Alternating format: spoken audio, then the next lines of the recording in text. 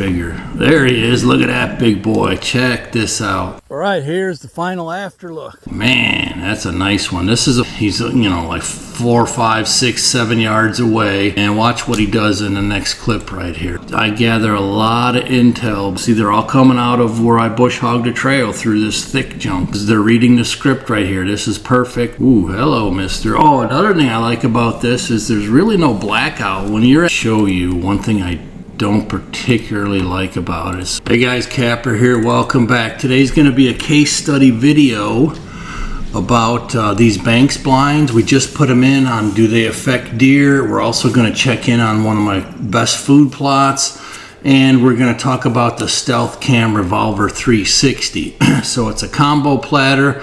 I'll start out with the cool footage right away, but I think you'll enjoy the whole thing, so let's get into it. So this Banks blind you see right here, we put up on the 10th of September.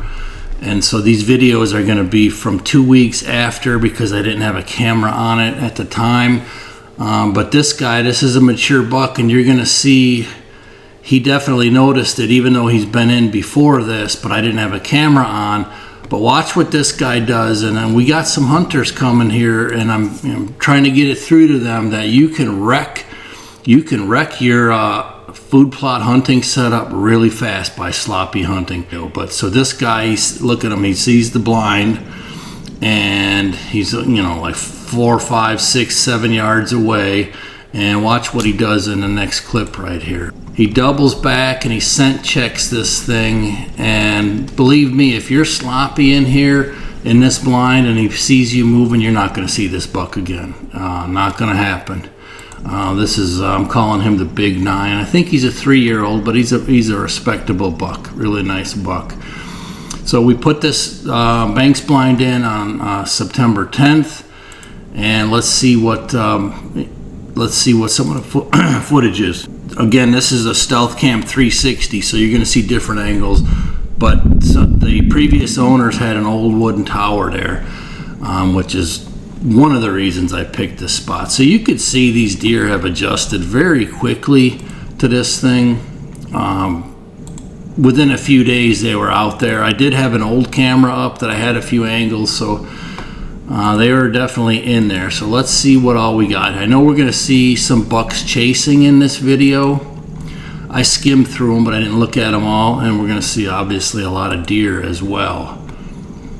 And I'm going to give you a little intel on how I placed it and I planted around it. Okay, so for the Stealth Cam, the night videos are very good. And I'll argue they're better than daytime videos. These are full HD videos. The night videos are better than even the daytime ones. I'll show you that. So this is a full HD at 1080p. And honestly, it could be crisper than this. I've seen other trail cams that the full HD was much better. But hey, it is what it is. The night videos are really good quality, and they got a really good range on the blackout flash or whatever. So here is one of the drawbacks to the 360s, is that they have this fog up problem in early hours of the morning. I guess there's a cheap fix where you got to put a cover over the top of it, if you will. I don't know, a trail cam condom, I guess, if you will. But this happens virtually every morning. Something to do with the design of it. So that is something to keep in mind. But I still do recommend this camera, and no, it's not sponsored. Now I've got, I think, 8 or 9 of them out. I just set one up today on some scrapes I finally found. There's a decent buck. This plot, the timing was pretty good as far as rain goes. That's why it's one of my best looking ones. And this was rough ground. You'll see some pictures in here too, what it used to be. I think that's the same guy, just a different angle with the 360 camera. Different buck, definitely a young racehorse right there. There's somebody in the background hiding, unless that's a squatch trying to sneak up on the buck. There's a few things. I've been battling with my computer all day. So here's a nice buck. He's right next to the blind here, even though, yeah, it's dark. That's pretty decent tall little 8-pointer. Oh, here's the big 9 again. Let's see, this was again 2 weeks after we put the blind in. He just picked up on the camera. So this camera we installed on either 28th or 29th of September. So this might be the first time he's seen the camera. I don't remember the date of that first clip we looked at. I went a little bit out of order because that was the coolest, beautiful daytime clip. But look at his food plot, man. This turned out great. This was all briars, like this junk here. I mean, we sprayed this like 6 times this year, and I bush hogged it and worked it up. A lot of rocks and that, but as you could see, it is a lush plot right now, and it's going to provide tonnage. I did skim some of these. Like I said, we're going to see a buck chasing these does already here in early October. So it doesn't seem to bother him. There's the Banks blind, and here we are, loads of deer just piled in during broad daylight, which obviously is what you want to see. But I'm going to tell you, if you're sloppy and you hunt a food source, you'll wreck it. I have a documented case. I might share it with you here, but let's try to get through these and get to some better buck pictures here.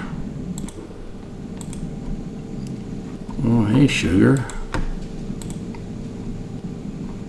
There's, of course, the old blind there.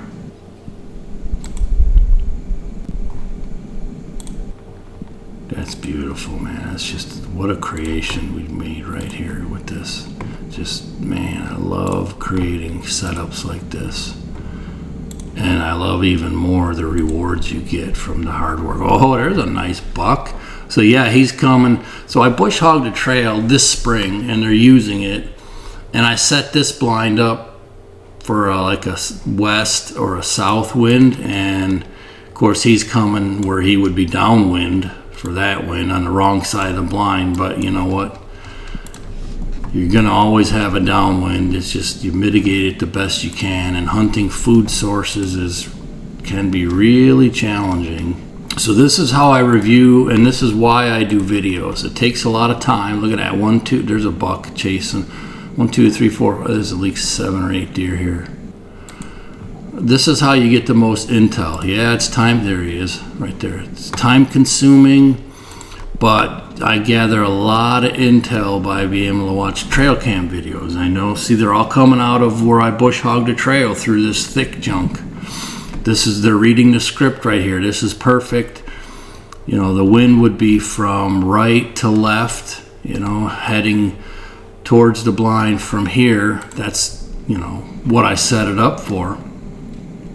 Can't believe they're already starting to kind of sniff around and chase only on October 1st. Oh yeah, beautiful. Makes me want to maybe deer hunt this year a little bit.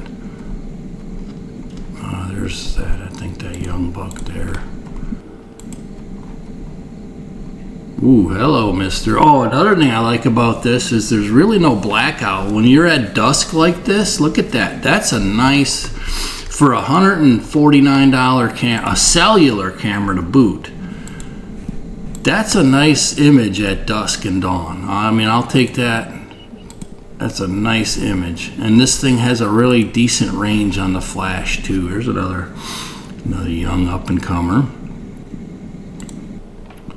There is one thing I do want to get to and show you. One thing I don't particularly like about it. So it's a cellular camera, and I use video mode. I don't use photo mode. But when I request a full HD video, it doesn't send you a full HD video. It calls it a full HD video, but it's only a 640p, and let me tell you, it's crummy. It's crummy. I'll show you one right now since I'm talking about a briar patch. Here's the same clip. So this of that buck. This is the full, quote, full HD that I got, and you're paying extra for it, okay? This is the full HD that I got, and I'll overlay these next to each other right now so you could see this. So this is what they're saying is a full HD. It's only 640p, it's crummy. I'm on a computer screen right now, so I can't even really see it. You know, on a small phone it might be okay, but that's why one thing I don't like about it. So let's go back to where we were. There's a nice buck in here that I don't want to miss. It's a mature buck, and he comes barreling through here. He didn't show on the thumbnail, but because I was reviewing the videos, I caught it, and we'll see here in a minute. It's one of these. Obviously, they don't seem to mind this bank spline much at all. Alright, yeah, there's like a stampede coming here. I don't know what's chasing all these deer, even though they're different times.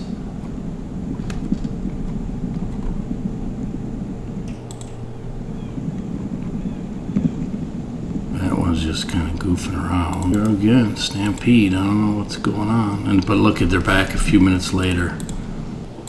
Go figure. There he is. Look at that big boy. Check this out. Man, that's a nice one. This is a 4-year-old for sure, because I got other videos up close of him. Look at that one. What is that, a G3? Look at that one weird. It's like the middle finger sticking up there.